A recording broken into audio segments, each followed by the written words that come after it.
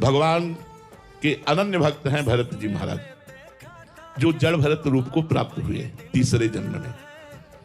एक राजा पुत्र कामना से भद्रकाली को वचन दिया कि हे मां, यदि आपकी कृपा से हमारे पुत्र हो जाए तो मैं नर बलि चढ़ाऊंगा, मनुष्य की बलि।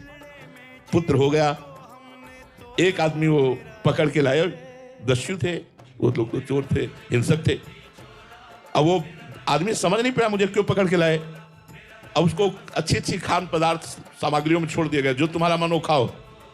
तो एक जगह गरम जलेबी खा रहा था, तो जलेबी जो खवा रहा था उसने कहा खा लो, कुछ मिनट बाद तलवार चलेगी तेरे गले पे। तो उसने कहा ऐसा? वो धीरे से बहाने से निकल गया।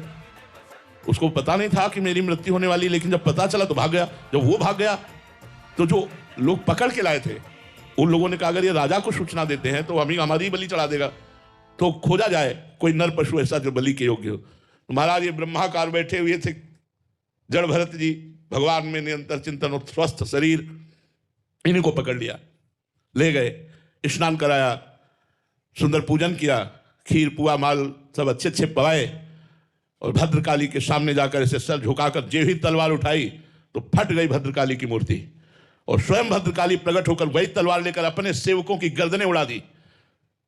सीम की चाप सके को तासु बड़ रखवार रमापति जासु, भगवान के भक्त की गर्दन उड़ा दे। भागवत में पढ़ के देख लो प्रसंग, अपने ही पुजारियों की गर्दनें उड़ा दी देवी जी ने, और भरत जी उठे चल दिए। भगवान के चिंतन में मग्न है, उनको पूड़ी हलवा खवाने में और तलवार चलवाने में कोई उनको फर्क नहीं था। देवी जी ने रक्षा कर ली, कोई धन्यवाद नहीं, कोई नमस्कार नहीं। अपनी यह अद्भुत स्थिति, भगवान में तन्मय महापुरुष की स्थिति। तो जो भगवान का दास है उसका कोई बाल बांका नहीं कर सकता।